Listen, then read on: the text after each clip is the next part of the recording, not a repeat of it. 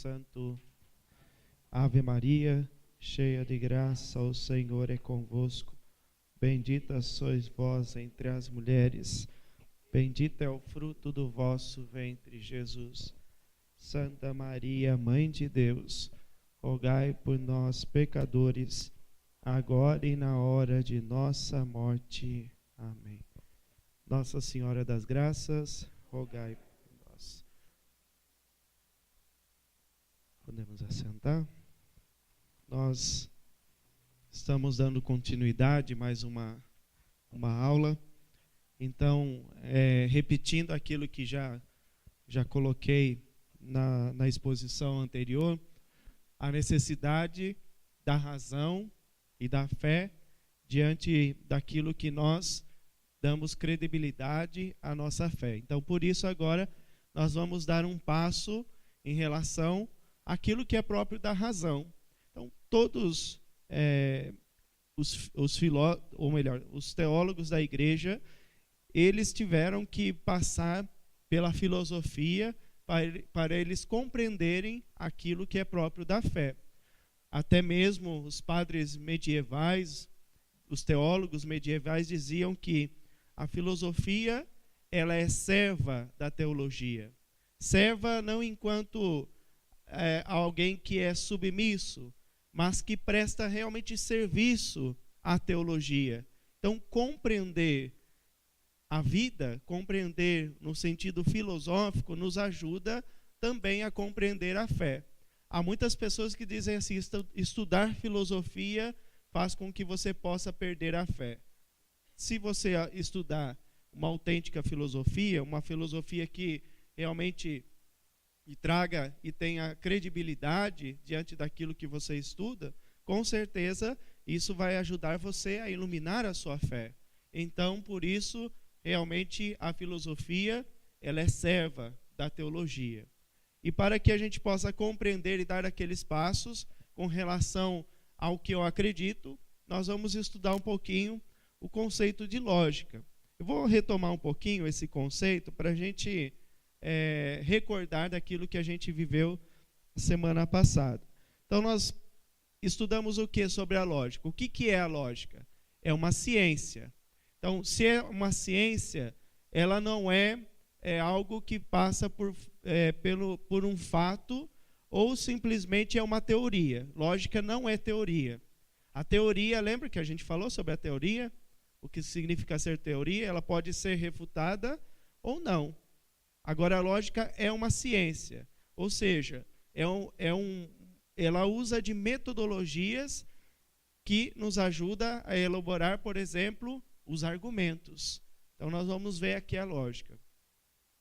Lógica é a ciência que estuda princípios e métodos de inferência, tendo como objetivo principal, qual que é o objetivo principal da lógica?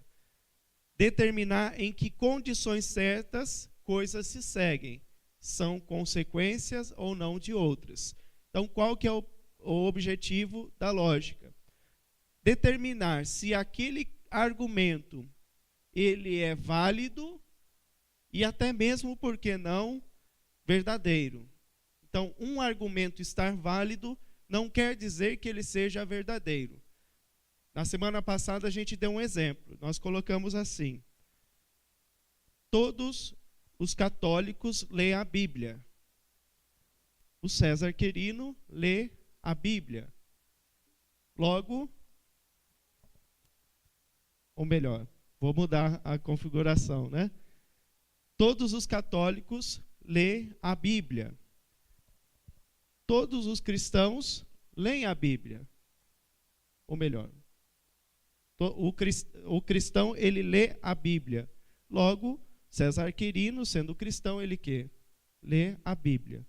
É um exemplo aí que a gente colocou para dizer que um argumento ele pode ser válido. Porém, não significa que seja verdadeiro. Não significa que todos os cristãos leem a Bíblia. Se eu partir de uma premissa, eu entendo que as outras elas devem determinar segundo a qual sendo verdadeira. Mas isso a gente vai retomando aqui com os exemplos para a gente entender melhor. O argumento. O que é um argumento? Quando a gente fala argumento, é aquilo que você consegue deduzir. Por exemplo, com relação à igreja. Por que você acredita na igreja? Então você precisa argumentar. E os argumentos são o quê? As razões pelo qual eu dou aquela credibilidade, por exemplo, à igreja. Num argumento é preciso ter o quê? Premissas. Ou seja, eu preciso determinar razões em que eu vou concluir que eu acredito na igreja. Então, isso se chama argumento. O objeto de estudo da lógica é o argumento. Nele existe um processo de inferência de uma proposição em relação à outra. Nessa relação, uma proposição é justificada por outra. No argumento, temos premissas e conclusão. É necessário que haja uma relação entre as proposições para ser um argumento. Vou dar um exemplo.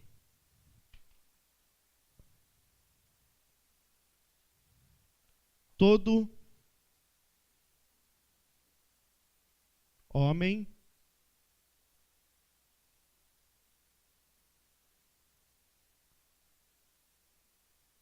é mortal. Sócrates, que filósofo, é homem. Aqui são duas proposições, ou melhor, duas premissas, que elas são universais. Eu estou dizendo que todos são. Todo homem é mortal. Sócrates é homem. Então eu consigo concluir o que com essas premissas? Que Sócrates é mortal. Então, de duas premissas que são chamadas afirmativas universais, eu tenho uma conclusão universal. Eu não consigo concluir algo diferente a partir disso aqui. Se eu concluir algo diferente, eu vou ter o quê? Um argumento falacioso, que não condiz com a validade do argumento. E, portanto, se não é válido, ela pode ser o quê? É falsa. Então, aqui, toda premissa que segue uma sequência que ela consegue ser verdadeira, consequentemente, a conclusão, ela é verdadeira. Se eu trabalhar o conceito de verdade. Porém, se eu trabalhar aqui o conceito de validade, né, se eu tenho duas premissas válidas, consequentemente eu tenho uma conclusão válida. Tá? Então eu tenho aqui alguns termos que vai me ajudar a refletir. Por exemplo, o termo homem, o termo mortal e o termo Sócrates. Eu tenho aqui 3 termos que me ajudam a articular essa dedução. Então, nós estamos falando de lógica, nós estamos o quê? Deduzindo, é uma dedução. Ok? Se fosse uma chamada indução, eu diria assim: todo homem é mortal, Sócrates é mortal. Então, eu não conseguiria por si só trazer elementos para que eu possa dizer que Sócrates é mortal. Faltou o quê? Dizer que Sócrates era o quê? Homem. Porque todo homem é mortal. Então, para que um argumento seja dedutivo, ele precisa ser o quê? Ele passar pelas premissas para se chegar a uma conclusão. Está muito claro? Alguém tem alguma dúvida até aqui? É um exemplo bem básico dentro da lógica para a gente entender o que é um argumento. Se eu deduzir aqui, todo homem é mortal, Sócrates é homem, logo, Sócrates não é mortal, é uma falácia. Então, não há como, de duas premissas ser afirmativas, uma conclusão ser o quê? Negativa. Ou dizer que nenhum homem é mortal. Tá? Então, nós temos aqui diante das premissas, uma consequência que ela é afirmativa. Tranquilo até aqui? Então, vou dar um outro exemplo, de uma forma padrão. Todos os que nascem em Americana são... Quem nasce em Americana é o quê? Americanense, tá bom. Eu ia falar americano, né? Não tem como, né? Todos os que nascem em Americana são americanense. Como que é seu nome? Ricardo nasceu em Americana. Logo, portanto, Ricardo é americanense. Então, é uma forma padrão de um argumento para que eu possa concluir e ter as suas premissas segundo uma conclusão lógica e válida. Tá bom? Então, essa é a forma padrão. Vamos lá. Então, os tipos de argumento. O argumento dedutivo é a forma que eu coloquei. Tá bom? Então, dentro do argumento dedutivo, o argumento dedutivo contém uma conclusão que explicita o que está contido nas premissas, ou seja, a conclusão não vai além do que está dado nas premissas. Tal conclusão é necessária. Se as premissas são verdadeiras, a conclusão será necessariamente verdadeira. É aquilo que eu já estava tentando explicar para vocês. Então, necessariamente a conclusão deve ser o quê? Sócrates é mortal.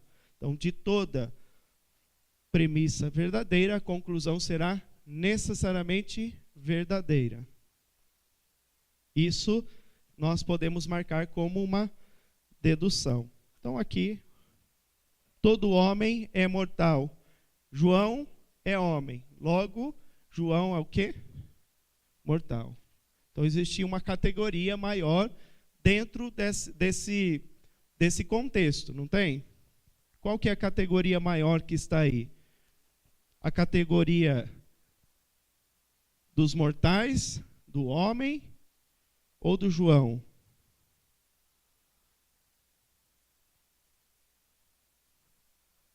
Antes do Ricardo definir o Ricardo, eu consigo definir o Ricardo como homem. E se ele é homem, eu consigo o quê? Definir ele enquanto o quê? Um ser mortal. Tá bom? Então, essas categorias nos ajudam a você ir concluindo e deduzindo algo. Então, para que eu possa chegar à conclusão que o Ricardo é homem, eu precisei o quê? Estabelecer que ele está na classe dos mortais. Não é anjo, não está entre outros seres, então é um ser mortal. Deixa eu apagar aqui. Tá, então essa é a questão da categoria dentro da lógica.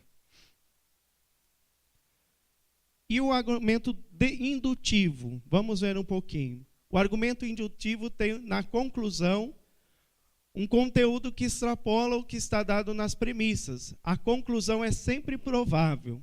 Se as premissas são verdadeiras, a sua conclusão será provavelmente verdadeira.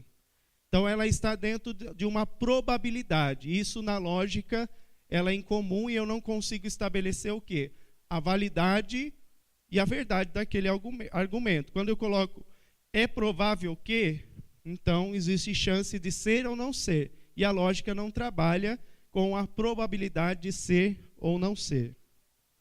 Então, aqui, 90% dos homens são mortais, que já é um argumento o quê? Falacioso, né? João é homem. Já extrapolou já dentro da premissa aquilo que eu vou concluir. Mas eu posso dizer, poderia inverter, né? 90% dos mortais são homens, pelo contrário, né? E deduzindo, se 90% dos mortais são homens, João é homem. Eu não consigo ter uma certeza, eu não consigo ter uma validade, uma verdade dentro desse argumento, porque pode ser ou não ser. Então, quando a gente vai afirmar dentro das categorias daquilo que eu acredito, eu preciso dizer que com toda a firmeza aquilo que eu acredito e demonstrar através das premissas segundo uma dedução. Nós não trabalhamos dentro da teologia com probabilidades. Ou é ou não é. Querem perguntar alguma coisa? Tranquilo até aqui? Sim ou não? Então vamos lá. Isso aí é tranquilo, né? Eu não vou aprofundar muito também, porque aí a gente... Então, um exemplo, né? Todos os que nascem em Piracicaba são piracicabanos. Rafael nasceu em Piracicaba, portanto, Rafael é piracicabano. Então, eu tenho aqui as proposições, né, em que eu chego a uma conclusão. Uma dedução, ela poderia ter mais de duas premissas, mas não é a forma padrão. A forma padrão é de duas premissas eu consigo chegar a uma conclusão. E para ser forma padrão, eu tenho que ter pelo menos 3 termos. O termo que eu tenho aqui é Piracicaba e piracicabanos. E Rafael. Então, são 3 termos que eu consigo fazer a dedução. Então, todos os que nascem em Piracicaba são piracicabanos. Rafael nasceu em Piracicaba, portanto, Rafael é piracicabano. E aí nós temos as chamadas falácias não formais. O que são as falácias? As falácias, elas contêm, às vezes, até um argumento convincente, pode ter. Porém, eu não tenho a validade desse argumento. Então, existem argumentos falaciosos, que não condizem com aquilo que é verdadeiro. Então, a gente vai ver um pouquinho, dentro da lógica, que é possível você deduzir algo claro, objetivo, porém, ele não condiz com a verdade, justamente pela contraposição desses termos. Então, a palavra falácia é usada de múltiplas maneiras. Um uso perfeitamente correto da palavra é o que se dá para designar qualquer ideia equivocada de falsa crença, como a falácia de acreditar que todos os homens são honestos. Então, poderia colocar lá como uma premissa, todos os homens são honestos. Pode ser um argumento válido, mas não verdadeiro. Tá? Então, por isso cai na falácia, porque eu não consigo determinar a veracidade disso enquanto demonstrado fisicamente, vamos dizer assim, na experiência cotidiana. Eu consigo demonstrar segundo o quê? Uma dedução. Tá? Então, por isso, é um argumento falacioso. Como eu dizer que todos os cristãos leem a Bíblia. Poderia não ser falácia, seria muito bom. Né? Então, era o objetivo do ser cristão. Mas acaba sendo falacioso. Então, vamos ver aqui, por exemplo, algumas falácias, né? As falácias de relevância são raciocínios cujas premissas são logicamente irrelevantes para as suas conclusões. Portanto, são incapazes de estabelecer a verdade dessas conclusões. Então, são premissas que não conseguem determinar algo para que eu possa concluir. Tá? Então, são argumentos muito pobres naquilo que eu coloco na premissa e que eu não consigo concluir algo. Então, uma das falácias que eu tenho. Uma das falácias comuns que nós podemos ter é quando eu tenho essa falácia chamada falácia do argumento ad báculum. O que é um báculo? O báculo. O cajado, né?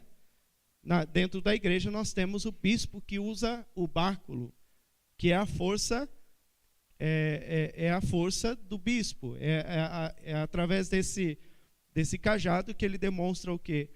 O ministério que ele exerce.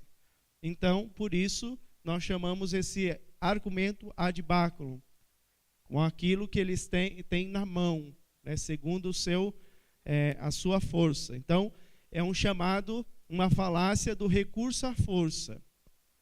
O que é esse argumento ad báculo? É usar a força ou a ameaça de força para provocar a aceitação de uma conclusão.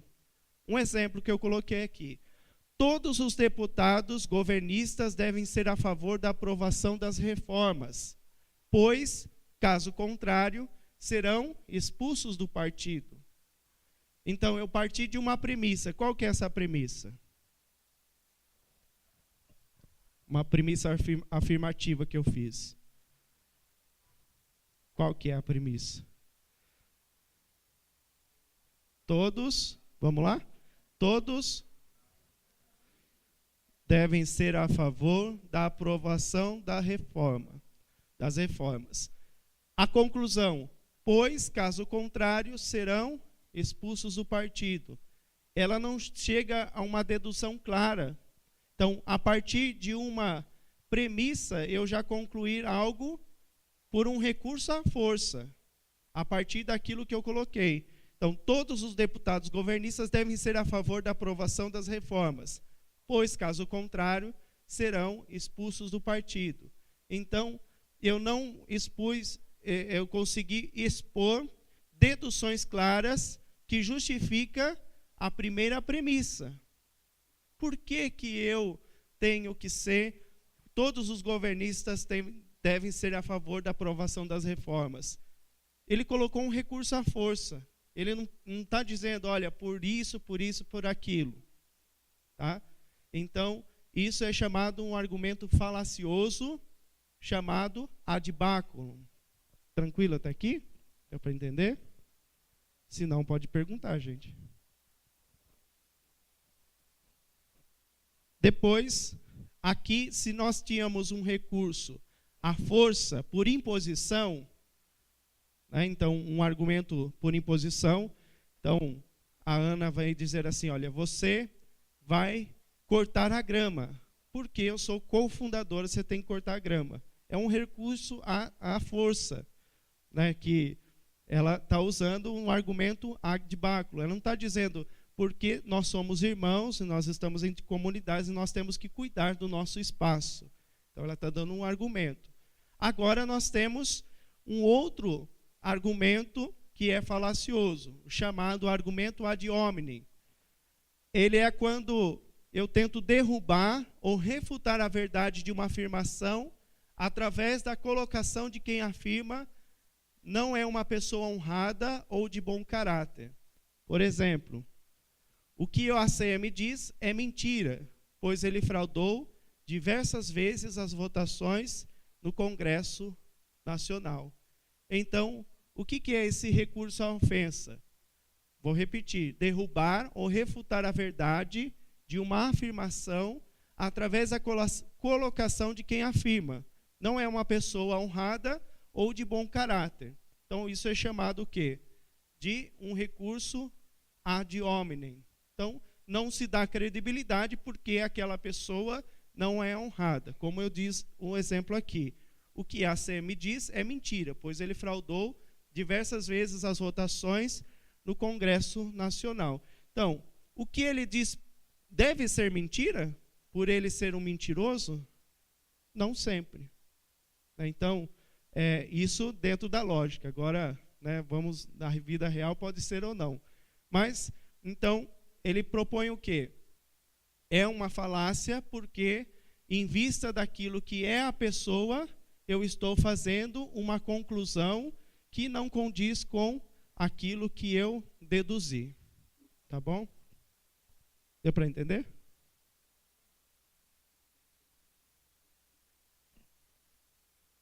Então, vocês podem dar um outro exemplo. Olha, aquilo que o padre Danilo disse não é verdade porque ele não é o Papa. Quer dizer, está em vista dessa pessoa que não é honrada, eu não dou credibilidade, porque ele não é o Papa, não é o bispo, ele é o padre só.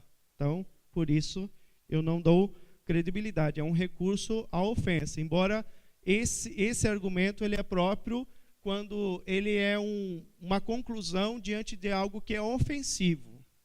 ofensivo. E o recurso à ignorância, chamado argumento ad ignorância. Provar que uma proposição é verdadeira simplesmente porque ainda não se provou a sua falsidade. Vou repetir. Provar uma proposição é verdadeira simplesmente porque ainda não se provou a falsidade. Consegue dar um exemplo de alguma coisa? Terra quadrada. Poderia ser lá no tempo da Idade Média. Até que não se provasse que a Terra era redonda, eu poderia concluir que a Terra era quadrada. É falacioso. Então, uma teoria, ela sempre é falaciosa, porque eu não consigo o quê? Realmente dizer, isso é verdade, isso não é. Então, uma teoria, ela recorre também, às vezes, a um recurso à ignorância. É isso porque nós não temos outra resposta. Tá? Exemplo, existem fantasmas porque ainda não se provou a inexistência deles, ou a existência deles. Tá? Existe porque não se provou. Tá? Todo homem é inocente, até que se prove o contrário. Então, é um recurso à ignorância. Eu não sei como funciona isso no direito, né? Hã? É válido? Para nós, ela é falaciosa, né? Porque, sim, afirmativa. Sim, até que se prove o contrário. Ninguém provou nada. Então, logo, ele é o quê? Inocente. Mas na sua veracidade, ele pode ser inocente? Né, extrapolando ali. Mas pode não ser. E não ser. A lógica não trabalha com probabilidades. Né, então, pode ser ou não ser. Então, todo homem é inocente até que se prove o contrário. A dedução, ela é clara, objetiva, lógica e válida. Porém, ela pode ser verdadeira? Então, existe essa questão do recurso à ignorância. E aqui um apelo muito comum, que a gente vê no meio cristão, o apelo à piedade, o chamado argumentum ad misericordia. Apelar à piedade e compaixão para que um argumento seja aceito como válido. Então, vamos lá. Exemplo, ele pode estacionar sobre a calçada porque ele é paraplégico. Então, é um argumento que eu apelei segundo a uma situação dele em que eu, por piedade, eu vou ceder ele estacionar sobre a calçada. Então, é um apelo sempre à piedade. Ele pode ingressar numa faculdade com notas inferiores à dos outros, porque é negro. Então, está aí no direito, né? Ele pode, né? Mesmo com notas inferiores. É um fator que, dentro da lógica, é um apelo dentro da piedade. Tá? Tranquilo até aqui? Tem algum outro exemplo? Consegue deduzir?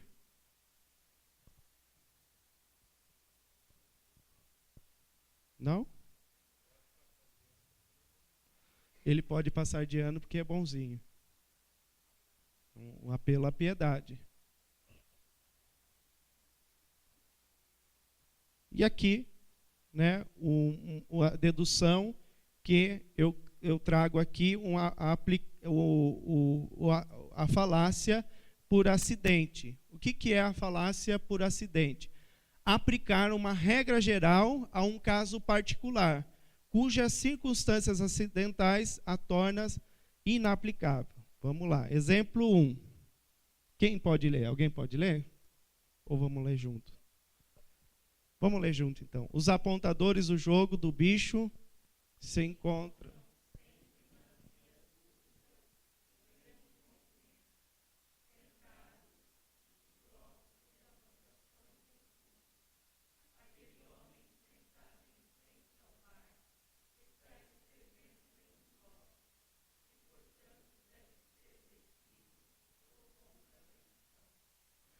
Qual que é a regra geral que está aqui?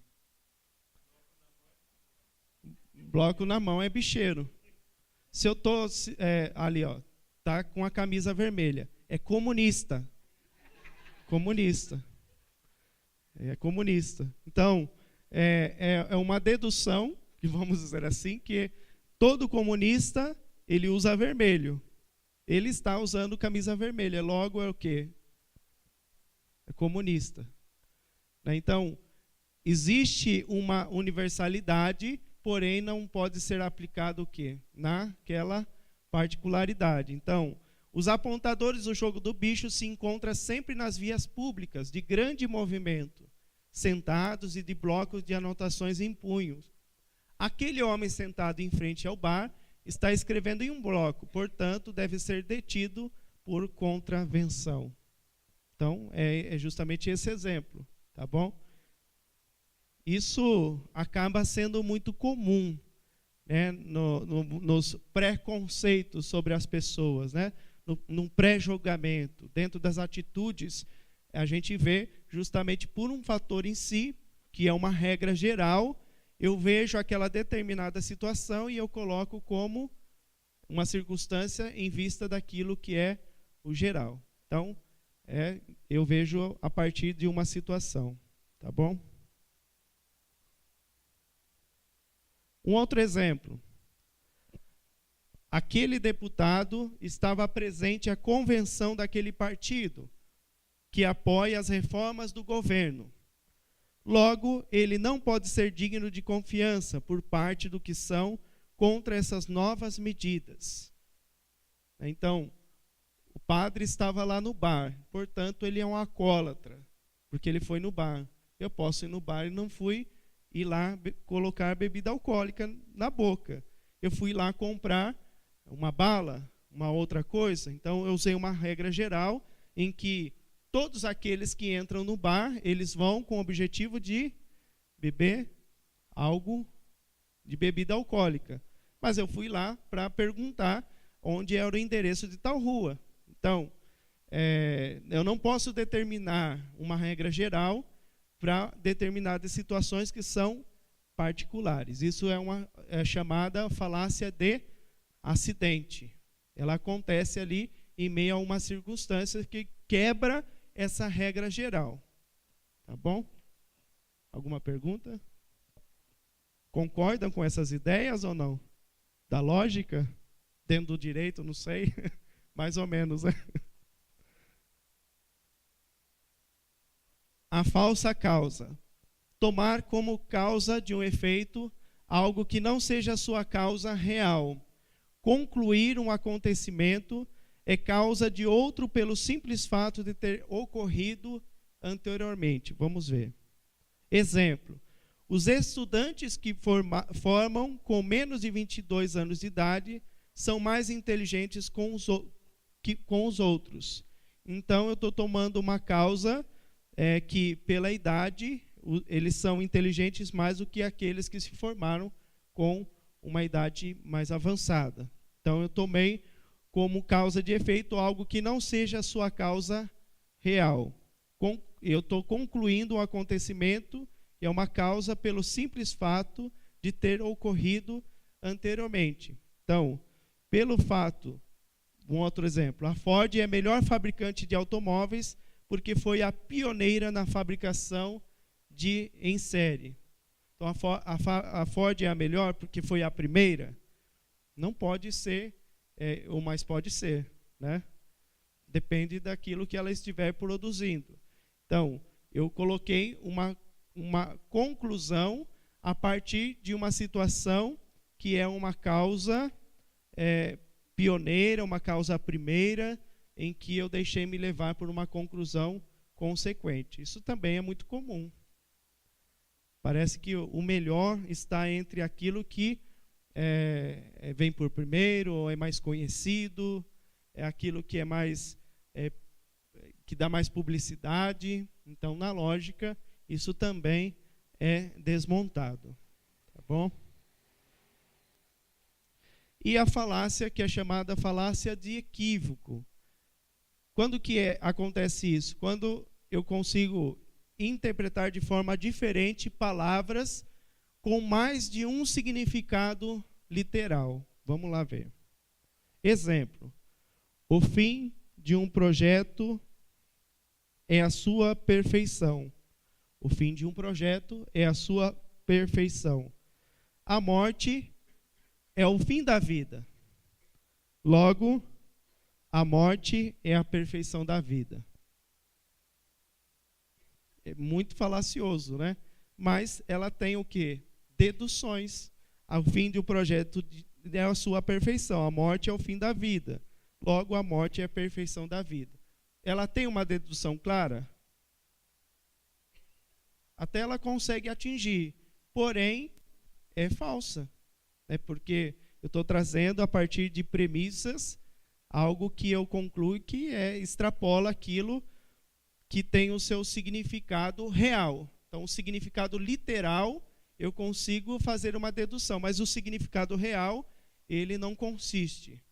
Tá? Então, isso é um risco muito grande dentro dos argumentos que passam dentro da sociedade. São argumentos literais, bem construídos e bem consolidados, porém, na situação real, ela não consegue o quê? Trazer aquilo que se coloca dentro do sentido literal. Tá? A morte é a perfeição da vida? Então, depende do que você entende de morte também, né? Depende. Então, posso morrer? Eu posso, né, cometer suicídio? Depende do que você entende aí de morte. Então, para que a gente possa compreender aquilo que a gente vivenciou dentro da lógica, para que eu consiga compreender a sua validade, as suas determinações válidas, o que nós precisamos compreender. Depois, isso também vai ser passado com vocês. Eu tenho uma apostila de aula que eu fazia com os seminaristas, depois eu mando para o César, se alguém quiser usar, ler, aprofundar um pouquinho, fazer os exercícios diante daquilo que a gente passou também, a gente pode ir fazendo, tá bom? Então, a gente também tem esses exercícios. Aqui está, para vocês conhecerem, um pouquinho o chamado quadro de oposição. O que é isso? O quadro de oposição é aquilo que eu vou determinar dentro das premissas. Por exemplo, todo S é P. Vou dar um exemplo. Todo homem é mortal. Qual que é a oposição de todo homem é mortal? Todo S não é P, ou nenhum. Todo homem é mortal, ou nenhum homem é mortal. Essa é a chamada oposição, né? Ela é contrária uma à outra. E aqui eu tenho o quê? Algo que é contraditório. Todo homem é mortal, algum homem não é mortal. É contraditório, não é? Enquanto eu estou dizendo que todo homem é mortal, eu não posso dizer ao mesmo tempo que algum homem não é mortal. Então, ela é contraditória. Tá? E aqui eu tenho todo S não é P. Todo homem não é mortal. E aqui eu tenho algum homem é mortal. Enquanto linguagem, o que eu estou dizendo com isso? Todo homem não é mortal. Algum homem é mortal. Por isso, ela é chamada também de contraditórias.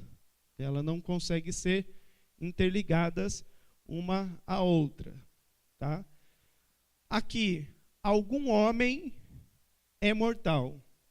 Algum homem não é mortal. Ela é totalmente contrária? Não, eu não consigo determinar se ela é verdadeira ou não.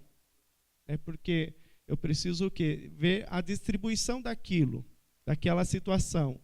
Porém, por isso ela é chamada o quê? Subcontrária. Ela não é totalmente contrária uma à outra. Então, algum homem é mortal, alguns homens podem não ser mortais. Estou dizendo no sentido da linguagem, né?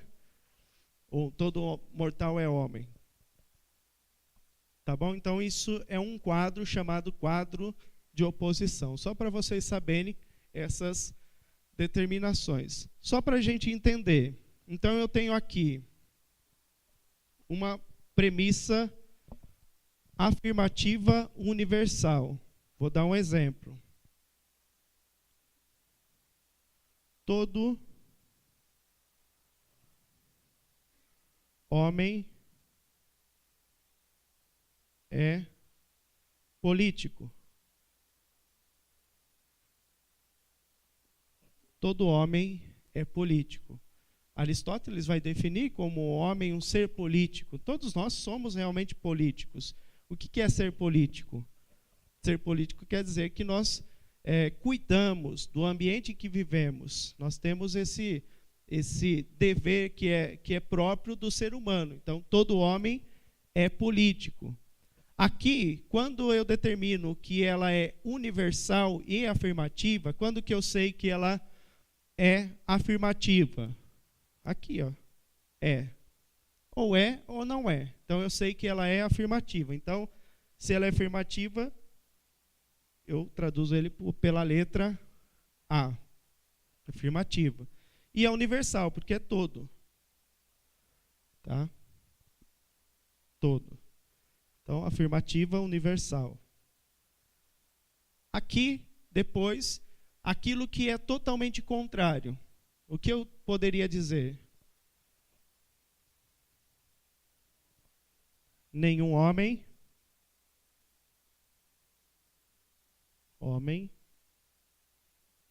é político.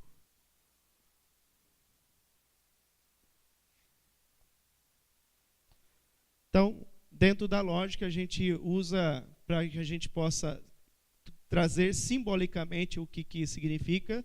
Então, eu tenho o quê? A letra E, né, e a letra U. Ela é universal porque nenhum homem é político.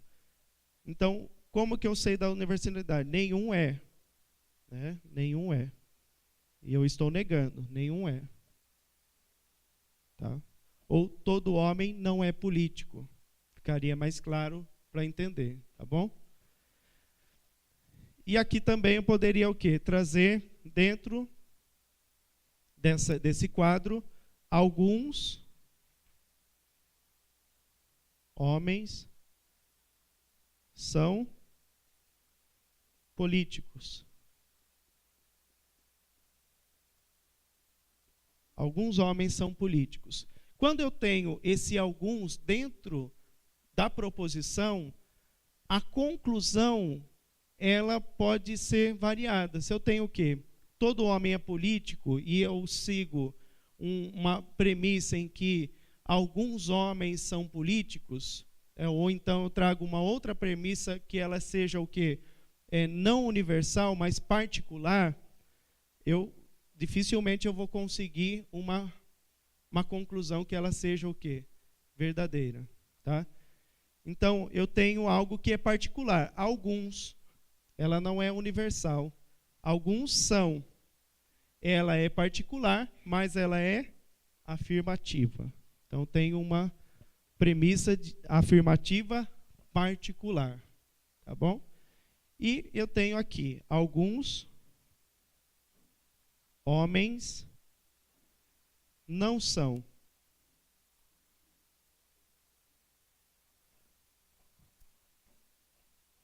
políticos.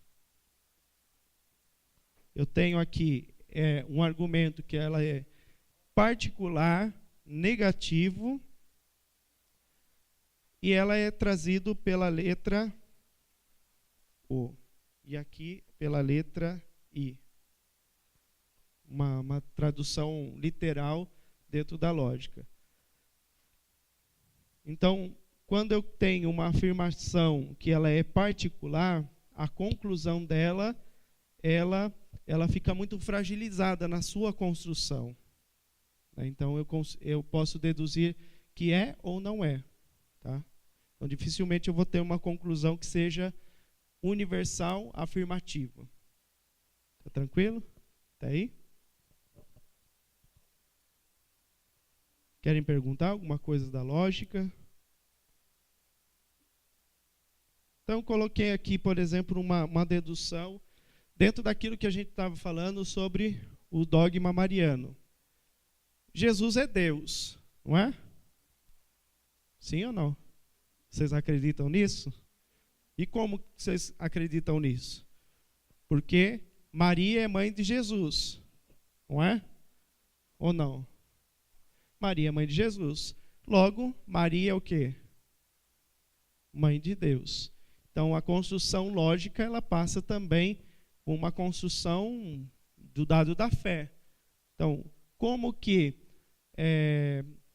a igreja foi construindo tudo isso? Primeiro, a igreja precisou entender o quê? Que Jesus é Deus, é o Verbo encarnado, é o Senhor da vida. Então, a igreja trouxe isso dentro do quê? Das perspectivas bíblicas. Ela deu razão para isso. E nós também, para que a gente possa colocar também essa definição do dogma mariano, né, que Maria é mãe de Deus, é Theotokos. Como eu construí isso? É a partir do vínculo bíblico. Então, não há como trazer, né, essa situação sem eu definir. Como que eu posso entender que Maria é mãe de Deus? Primeiro, eu preciso afirmar que Jesus é Deus. É o Verbo encarnado. É o Deus que se fez carne e habitou entre nós. Então, isso é importante. E depois, a afirmação que Maria é mãe de Jesus. Como que eu consigo entender que Maria é mãe de Jesus? Então, por vocês que são católicos, se alguém questionar vocês, Maria é mãe de Jesus, não é mãe de Jesus, como que vocês vão argumentar? Vamos lá.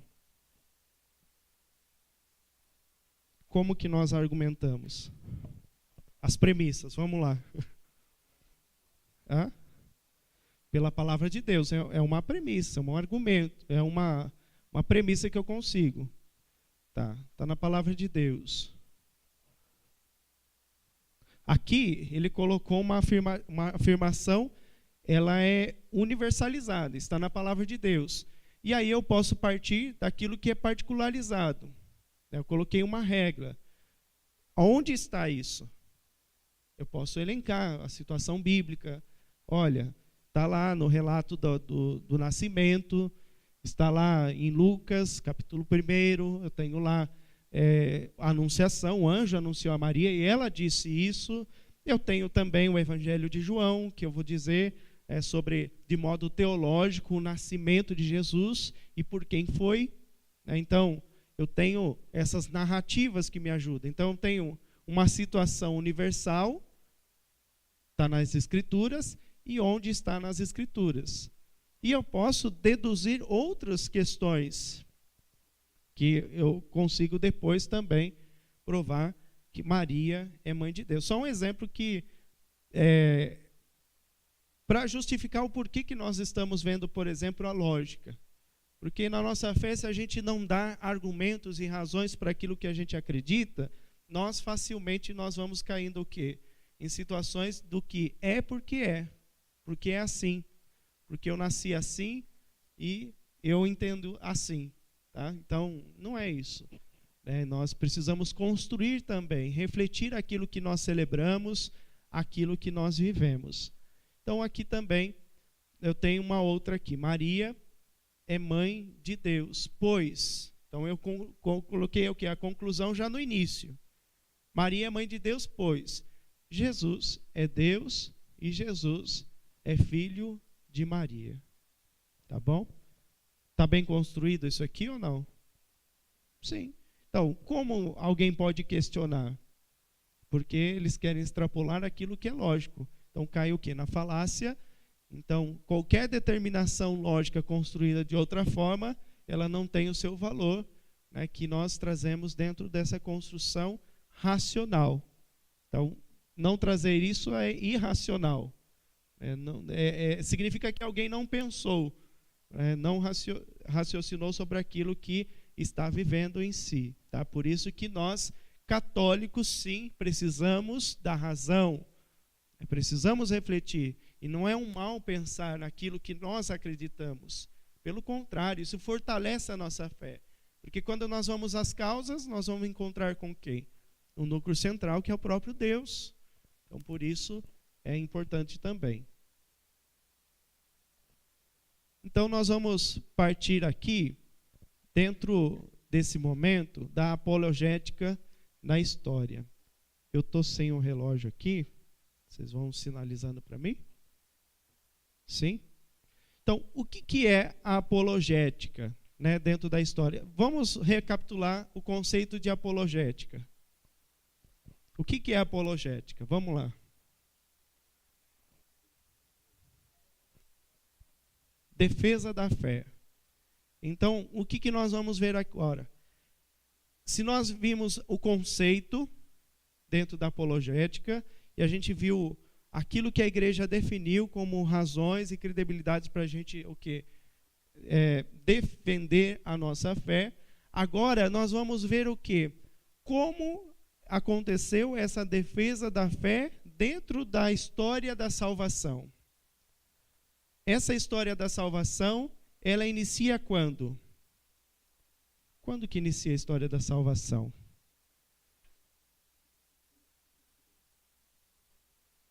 Quem pode apagar para mim? Depois. Isso. Quando que inicia a história da salvação?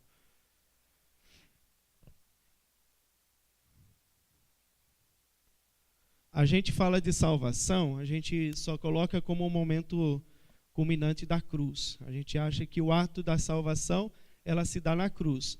Mas não, o ato de Deus criar o mundo já é salvador. Então, Deus já inicia a sua história da salvação, já no momento da criação. Ele nos cria salvando e nos salva criando. Então, o momento da criação da humanidade já condiz com esse ato do desejo de Deus reconciliar todas as coisas.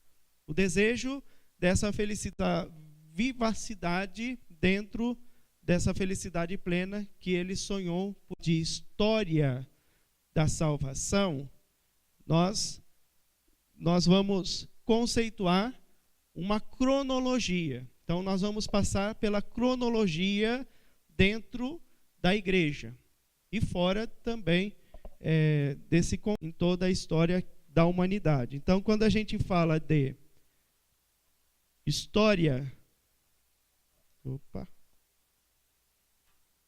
história da salvação,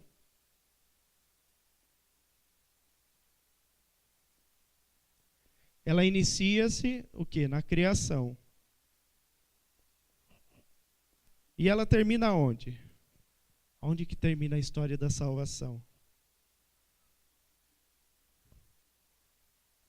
Ela se concluiu ainda? Por quê? Porque nós estamos fazendo parte dela. Enquanto nós não sermos também salvos, a nossa história da salvação ela não termina. Ela começou na criação, ela tem um início na nossa criação e ela termina, né, quando todos forem redimidos. Então, ela continua pela nossa vida. Então, nós temos uma situação em que nós somos levados a fazer parte dessa história. Nós todos fazemos parte dessa história da salvação em Deus. Então, nós vamos agora passar um pouquinho sobre esses momentos da história da salvação. Essa história, nós vamos dividir o quê? Através daquilo que nós conhecemos. Como nós conhecemos a história da salvação? Pela criação. Pelo quê? Pelas Escrituras. Então, nós conhecemos essa história da salvação pela Escritura.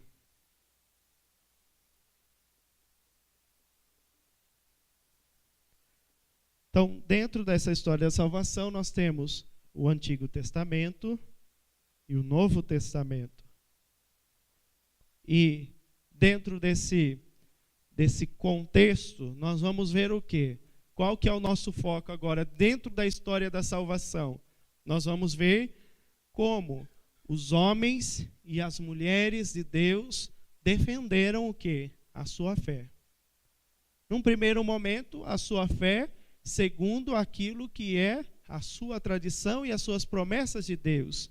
Então, no Antigo Testamento, qual foi a defesa da fé do povo de Deus? Como o povo fez a sua apologética? Então, isso que nós vamos refletir. E a gente precisa pensar, existe uma apologética do Antigo Testamento? Se a gente reflete a apologética lá dentro da teologia, dentro do estudo atual da igreja, existe uma apologética do Antigo Testamento? Vou mudar a pergunta. Existiram homens e mulheres que defenderam a sua fé? Não era fé cristã, mas existiram e defenderam firmemente aquilo que eles acreditavam. Vocês conseguem dar um exemplo? Um por vez. Os profetas defenderam a sua fé. Como que Daniel defendeu a sua fé? Dentro do profetismo.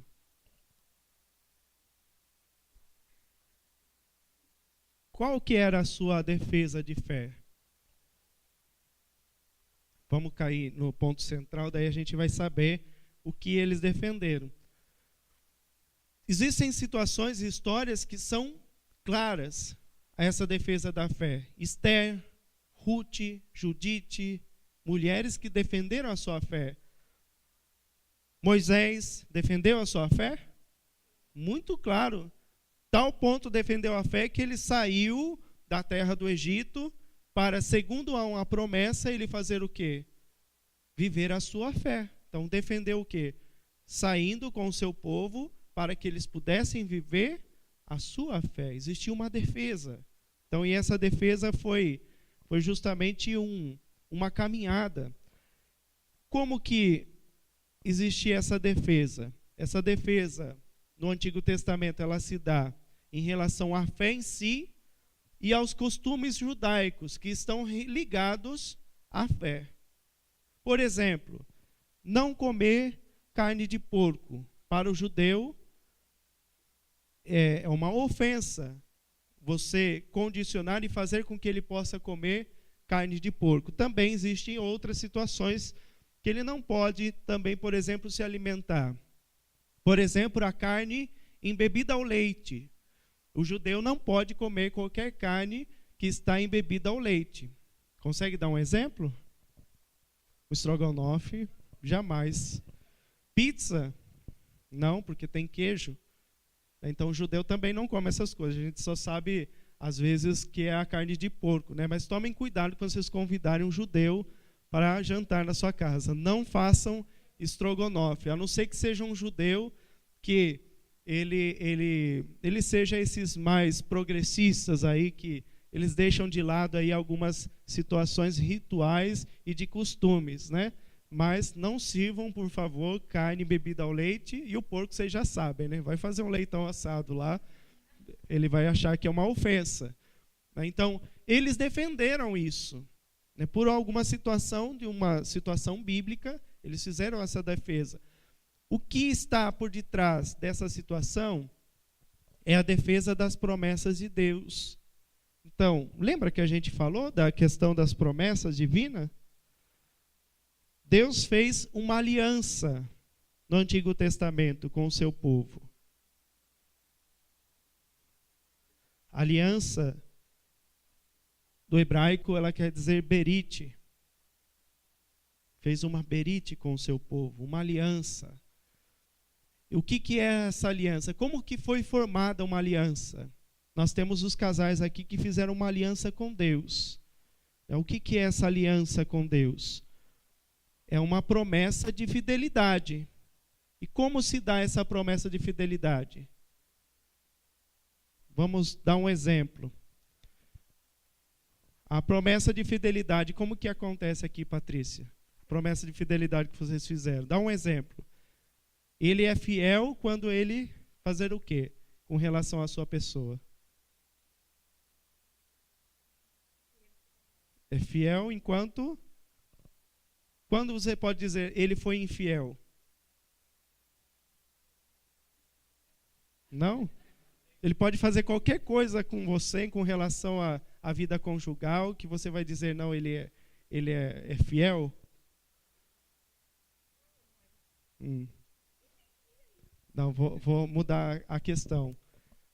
Quando que você poderia dizer, com relação a ele, que ele está sendo infiel?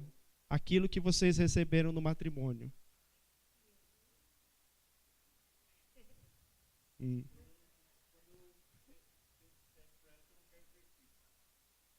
É uma infidelidade. É uma infidelidade, porque vocês prometeram. Ah.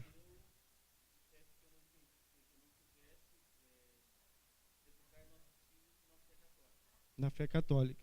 E aí vamos sair do dizer. Por exemplo, uma traição é uma infidelidade. Né? Então, daquilo que vocês prometeram um ao outro diante de Cristo, vocês o quê? Não assumiram. Então, qual foi a promessa de Deus com o seu povo? E do povo com o seu Deus? Uma promessa de fidelidade. Essa fidelidade, vou trazer a imagem esponsal, que é a imagem bíblica também, do Cântico dos Cânticos.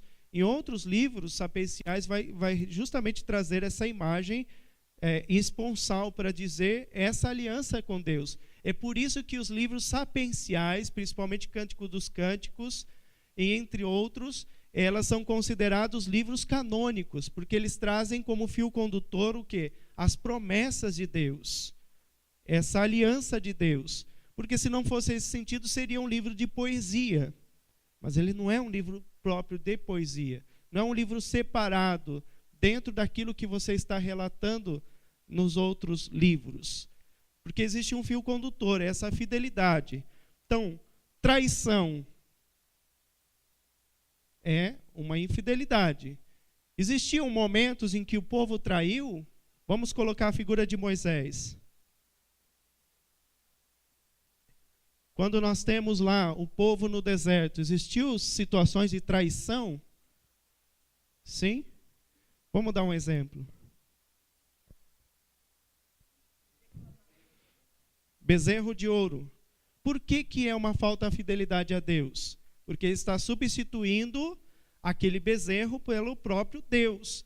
Então você quebrou essa aliança com Deus. Você não está o que mais dentro dessa promessa em que eu estou adorando um único Deus. Então essa promessa, ela implica o quê? Viver esse único Deus com um só povo em uma só aliança. Então, adorar um bezerro de ouro, você quebra o quê? A aliança e, consequentemente, você não é fiel. Então, a apologética aqui ela passa quando? Quando eu estou defendendo essa fidelidade, essa aliança com Deus. Então, eu dou as razões para que eu não possa o quê? Cair nesse perigo, por exemplo, da idolatria. E os profetas ajudam nessa defesa da fé. Para que serve o profetismo em Israel? Se reduzirmos o profetismo de Israel, a sua função é o quê? Manter o povo unido a essa aliança com Deus. Vamos pegar um exemplo de algum profeta aí. Um nome de um profeta. Elias. Então vamos lá, a figura de Elias. Elias, ele cuidou para que o povo de Deus pudesse ser fiel à aliança? Conhecendo um pouquinho da história. Então vale a pena a gente aprofundar a leitura desses profetas. Quando ele combate os deuses de Baal, ele está vivendo essa fidelidade, essa apologética? Não é uma apologética simplesmente falada. Ela é também experimentada e vivida. Quando ele está ali nessa batalha contra a rainha, né, Jezabel, é uma apologética. Quando em outras situações ali ele vai vivenciando, ele está fazendo o quê? Uma defesa da sua fé. Se pegarmos o profeta Jeremias, Jeremias é o profeta chamado da contramão. Por que Jeremias é o profeta da contramão? Quando todos estavam sorrindo, estavam alegres, Jeremias estava preocupado com o povo de Deus, porque apesar dessa alegria, eles estavam vivendo o quê? Na idolatria. Então estavam fora da promessa. E qual é a consequência sair dessa aliança com Deus? É a falta da alegria plena. Então, sair dessas promessas de Deus traz consequências. Tem gente que fala assim, ele está assim, a situação que ele está vivendo é porque o outro buscou e ele está vivendo. Não, tudo na nossa vida tem as nossas consequências. Então, tem situações que nós trazemos que é fruto daquela situação que nós criamos. Então, por exemplo, a idolatria. A idolatria tem a sua consequência. Se eu estou adorando um outro Deus, seja o dinheiro, seja outra situação, existe uma consequência nisso. Então, isso é muito forte no Antigo Testamento. Então, não que Deus castigou aquela pessoa, mas é consequência das suas ações. E qual foi a consequência do povo de Deus na ação da idolatria dentro de Jeremias? O exílio da Babilônia. Eles foram exilados. E lá, no exílio, todos estavam chorando, como diz o Salmo, né? Sentávamos chorando com saudade de Sião. E o que acontecia com Jeremias? Forte na esperança, porém atribulado. Mas forte na esperança, nessa alegria de que o povo pudesse acolher a conversão e voltar a ter a sua terra. Então, é uma apologética que ela não simplesmente dita. Embora Jeremias, ele diz, ele faz uma defesa da sua fé, ele exorta o povo, ele faz com que o povo possa realmente retornar a essa aliança com Deus, porém, nem sempre o povo escutou. Tá? Então, isso é uma defesa das promessas divinas. Então, retratando, né, ou melhor, recapitulando, a apologética no Antigo Testamento, ela passa pela aliança com Deus.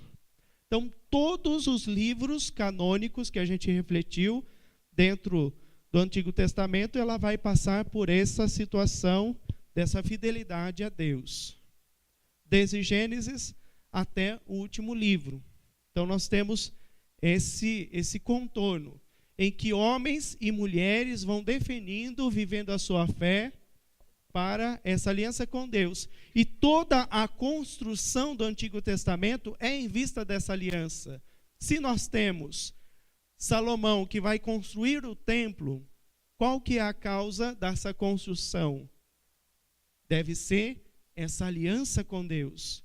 Enquanto o povo pensa nessas atitudes, enquanto aliança plena com Deus, aí ele consegue o quê? Viver essas promessas, ele consegue viver essa defesa automática da fé. Mas quando ele faz as suas ações segundo a sua vontade, segundo as suas aspirações, então ele deixa de lado aquilo que é as promessas de Deus. Então, ouvir a vontade de Deus segundo a aliança com Deus. Então, recapitulando, todas as histórias, as narrativas, junto dos profetas, sejam profetas menores, os profetas sendo considerados da corte, os chamados profetas que estão em outras comunidades, sejam em Judá, seja fora de Jerusalém, todos eles estão preocupados em que o povo de Deus possa estar unido a essa aliança primeira, feita por Abraão e depois também dentro dos patriarcas, também depois com Moisés. Tá? Então é um processo de continuidade, tá bom? Como essa aliança ela é definida? Na conservação da lei. Então, o profetismo também passa quando eles estão o quê? Preocupados em vivenciar a lei. Então, para que surge a lei de Israel? Para que o povo possa o quê? Se adequar a essas promessas divinas. Qual que é o primeiro mandamento da lei de Deus? Amar a Deus sobre todas as coisas. Então, esse mandamento já define aquele chamado do povo de Deus para com ele, com a sua aliança. Então, se eu amo a Deus sobre todas as coisas, eu sou o quê? Fiel. Então, todas as situações e leis que no tempo do Antigo Testamento não existiam somente 10, mas 600 e tantas leis, prescrições negativas e positivas que consolidariam essa esperança e essa unidade a Deus. Então, todas as leis, elas devem convergir à situação de unidade do povo. Então, estabelece o que? A unidade do povo, juntamente com essa fidelidade a Deus. Porque as leis, elas não estão firmadas justamente com relação a Deus, mas também com relação à vivência entre os irmãos. Então, a aliança, a fidelidade a Deus, ela acontece à medida que eu relaciono bem com os outros. Porque a fidelidade a Deus implica também herdar as promessas de uma terra e de uma descendência. Então, se eu vivo bem com meus irmãos, eu estou vivendo bem nessas promessas divinas. Tá bom? Deu para entender até aqui? Então, por isso, a lei mosaica, a lei de Moisés, a lei de Deus, ela é importante. Então, já falei também dessa questão da apologia dos profetas. Então, vale a pena a gente rever durante essa semana a história dos profetas, né? Ver algumas situações, algumas atitudes. Eu gosto muito, para que a gente possa refletir a apologética, a gente não teria tempo de destrinchar o texto, mas a história de Judite é uma apologética interessante. A história, por exemplo, também de Esther, a rainha Esther. Ela faz uma defesa daquilo que ela acredita. E a história ela vai desenrolar, né, justamente essa manutenção da fé. Então, por isso, os livros também que nós temos. Os salmos, eles conseguem fazer defesa da sua fé? Com certeza. Porque quando eu estou ali fazendo aquele cântico, eu estou o quê? Alimentando aquilo que é a fé autêntica nessa experiência com Deus. Todos os salmos são profundamente apologéticos, vamos dizer assim, né? Não colocando tudo como apologético, mas eles também trazem esse fio condutor que é essa vida em Deus, essa condução em Deus. Coloquei aqui, né, a figura de Moisés, que é uma experiência primeira dentro dessa apologética. Então, isso a gente já desenvolveu dentro daquilo que já foi falado. E depois, agora, nós vamos adentrar o quê? A essa experiência do Novo Testamento. Mas a gente vai deixar para outra aula, que já concluímos aí no horário. Alguém quer perguntar alguma coisa a partir disso? Então, nós fizemos esse primeiro momento uma noção de lógica, só para que a gente pudesse entender como é firmado essas situações de argumento, como não é um argumento válido, verdadeiro, dedutivo, indutivo, segundo as suas proposições. Isso é mais para conhecimento, né? Para que a gente possa realmente perceber que é preciso e é possível razões daquilo que eu acredito segundo situações de verdade. E agora a gente está entrando nessa situação histórica a partir do Antigo Testamento. Então a gente viu a apologética do Antigo Testamento. Resumindo, a apologética ela consiste na defesa da fé nessa aliança com Deus. a figura esponsal que nós exemplificamos ajuda a gente a ter essa noção do que é a apologética dentro do Antigo Testamento. E agora nós vamos aprofundar dentro dessa nova aliança que é a pessoa de Jesus Cristo.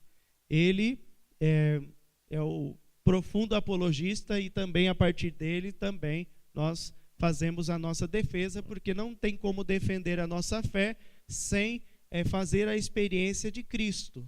Então, defender aquilo que eu acredito é necessário. Então, se eu acredito em Cristo, eu vou defender aquilo que eu acredito. Então, Jesus Cristo é a revelação plena e por isso nós vamos fazer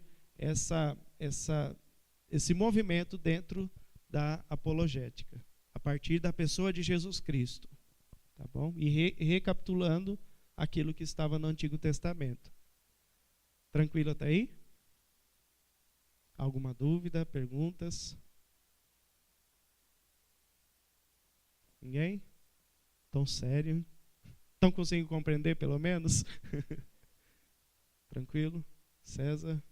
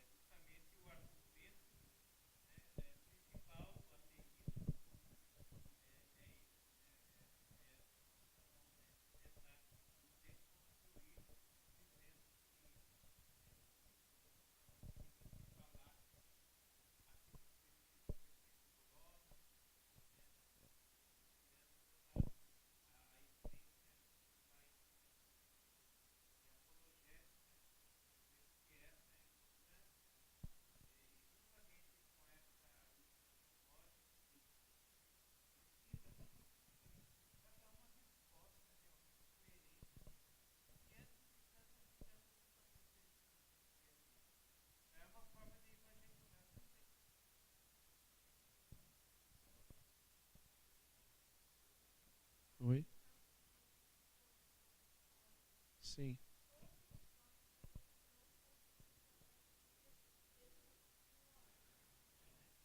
Não necessariamente assim, né, dessa forma, né? Eu dei um exemplo de uma construção lógica para afirmar o dogma. Mas todos eles têm as suas premissas. Quando existe, por exemplo, a bula da Imaculada Conceição, o Papa não afirma justamente assim, é dogma. Né? Isso é credível de fé e irrefutável. Seria um argumento adbáculo, né? E seria falacioso. Quando ele fala dessa situação do dogma, ele dá as razões. E como nós damos as razões daquilo que acreditamos no sentido do dogma? Lembra que a gente estudou o tripé da nossa fé? Primeiro, Escritura, tradição, magistério. Peguem lá a bula Inefabilis Deus, que é o dogma da Imaculada Conceição.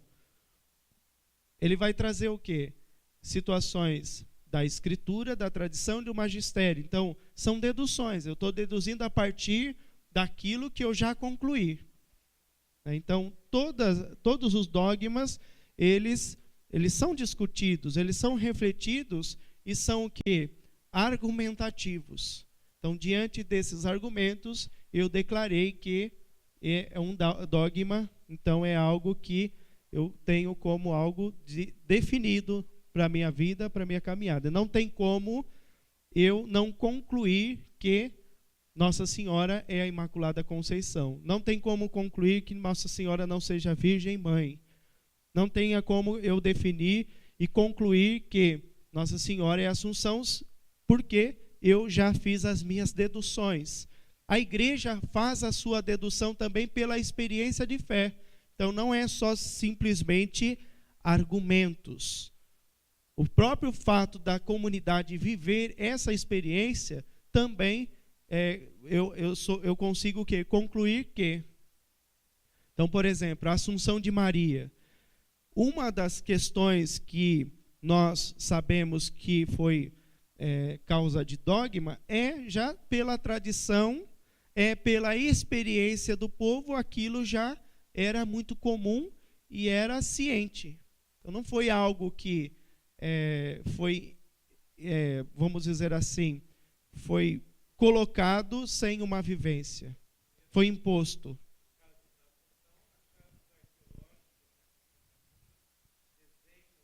A dormição de Maria.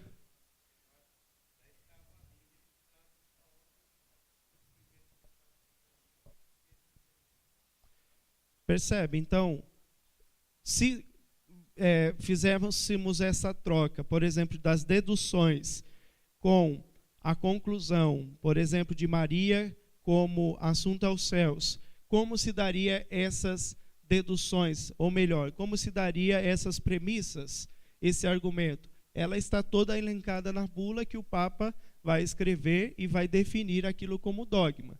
Porém, não só.